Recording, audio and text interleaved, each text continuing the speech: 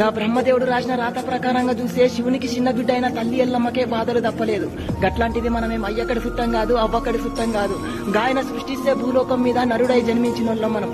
వీలైతే భగవంతుడా అన్నిటికీ నువ్వే దిక్కని చెప్పేసి మొక్కాలా గాని భగవంతుడు అనేటోడు ఉంటే మాకు ఈ తిప్పలన్నీ ఎందుకు వస్తాయని చెప్పేసి ఏ రోజు నిందించకు కాక.